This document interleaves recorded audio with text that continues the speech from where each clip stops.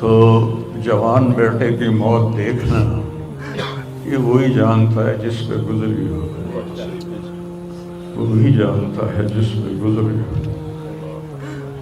میرے مقدر میں تھا، میں نے ہمیشہ دعا مانگی، یا اللہ مجھے اولاد کا صدمہ نہ دکھانا، یہ ہمیں اٹھا کے لے جائیں، ہم انہیں نہ اٹھائیں۔ لیکن اللہ کی تقدیر وہ غالب ہے اور ہمیں اس پر راضی ہونے کا حکم ہے۔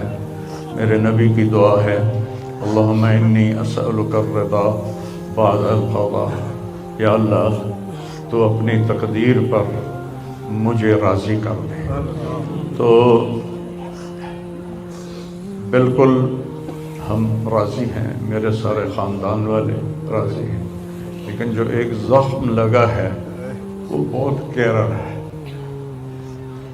وہ اتنی جلدی بھرے گا نہیں۔ یہ میرا بیٹا سب سے قابل اور لائق بیٹا، تینوں بیٹوں سب سے لائق بیٹا، سب سے نیک بیٹا تھا، اور اس نے غریبوں کے ساتھ کیا سلوک کرنا ہے اس نے ہمیں سکھایا۔ غریبوں کے اس نے دل خرید لیے تھے، ان کے ساتھ بیٹھ کے کھانا کھاتا تھا، ان کو اپنی قیمتی گاڑی میں بٹھاتا تھا۔ جو لوگ اپنی گاڑی کے قریب کسی کو نہ گزرنے دیں، وہ ان کو انہی گندے کپڑوں کے ساتھ، یہاں ایک پاگل رہتا ہے، وہ میلے کچیلے گندے کپڑے پیشاب بیچ میں کیا ہوا اس کو اٹھا کے اور اپنی گاڑی میں بٹھاتا تھا۔ وہ ساری سیٹ خراب ہو جاتی تھی، لیکن وہ اس کو اپنی فیکٹری میں لے جاتا، پھر نائی کو بلا کر اس کے بال کٹواتا، اس کو نہلاتا، اس کے کپڑے بدلواتا۔ اس پورے گاؤں میں وہ پاگل صرف ایک شکل کو جانتا ہے اور ایک نام کو جانتا ہے۔ وہ نام تو پکار نہیں سکتا تھا، کہتا میاں میاں میاں۔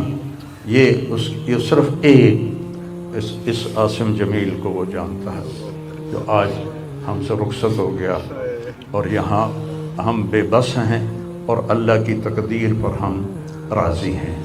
اور السعید من وعظ بغیرہ، موت سے اپنی موت کو یاد کرنا چاہیے کہ ایک دن میرے اوپر بھی یہ آئے گا اور میرا بھی سانس نکلے گا اور زندگی کا دھاگا ٹوٹے گا۔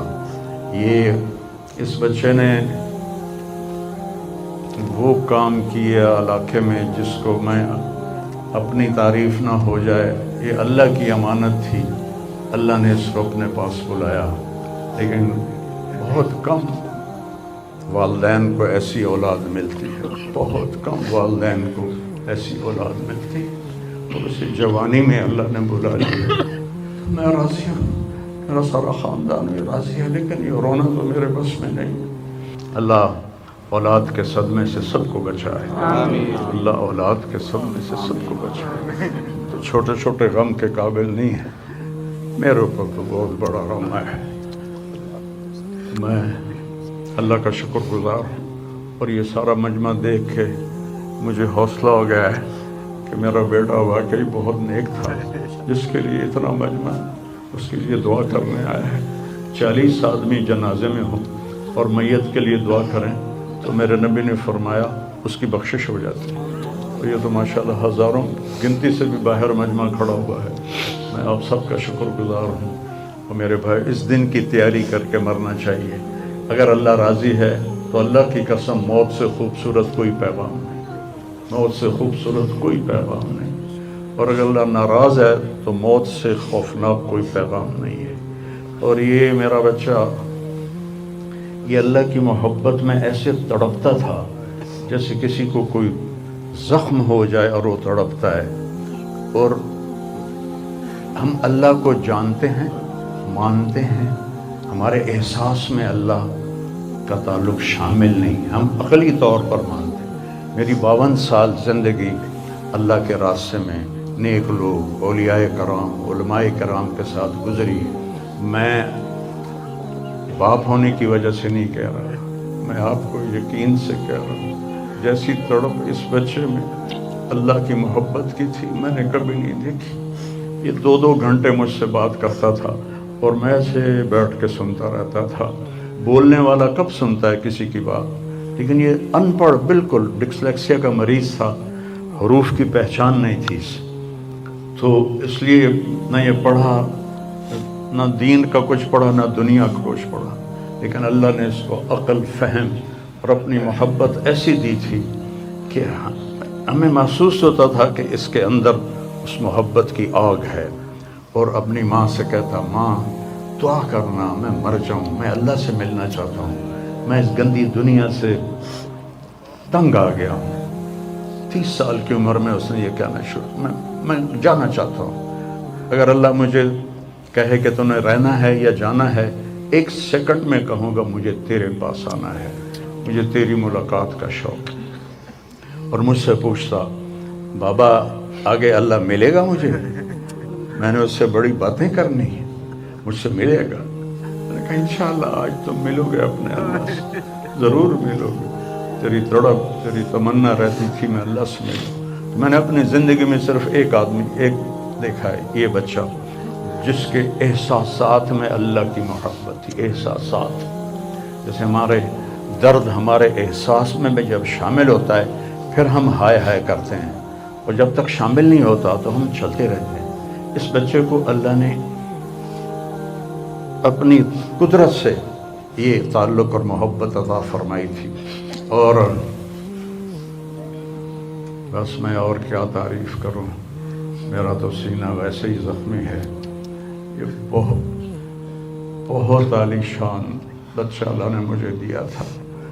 میں اللہ کی تقدیر پہ راضی, اسی کا تھا, اس نے لے لیا. بھائیو, موت سے پہلے مرنے کی تیاری کر لو, آپس کی لڑائیاں چھوڑ دو, آپس کے جھگڑے چھوڑ دو, آپس کی نفرتیں چھوڑ دو. مرنے والے سے پوچھو کہ نفرت کا کیا فائدہ ہے, جھگڑوں کا کیا فائدہ ہے. معاف کرنا سیکھو, معافی مانگنا سیکھو, معاف کرنا سیکھو, معافی مانگنا سیکھو. 5 نمازیں ہیں, کوتاہی نہ ہو. سال کے بعد روزے آتے ہیں, بیمار ہو تو اللہ کہتا چھوڑ دو. حج اور زکوٰۃ پیسے والوں پر ہے. تو ٹوٹل ایمان کے بعد 2 باتیں ہیں, ایک نماز ہے اور ایک روزہ ہے. اور اس کے بعد ایک حدیث میں سنا کر ہم جنازہ پڑھتے ہیں. میرے نبی نے فرمایا 4 باتیں سیکھ لو مجھ سے. 4, اب 5ویں بھی نہیں, 5ویں نہیں, 4 انگوٹھا کر کے کہ 4 باتیں مجھ سے سیکھ لو تو پھر دنیا بھی تمہاری ہے, آخرت بھی تمہاری. صدق و حدیث, ہمیشہ سچ بولنا, ہمیشہ سچ بولنا. آج نیت کرتے ہو؟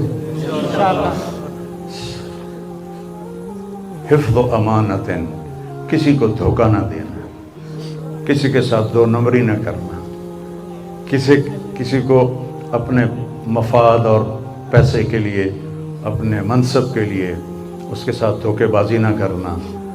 تیسری بات, حسن و خلیقت, اپنے اخلاق اچھے رکھنا. گالی,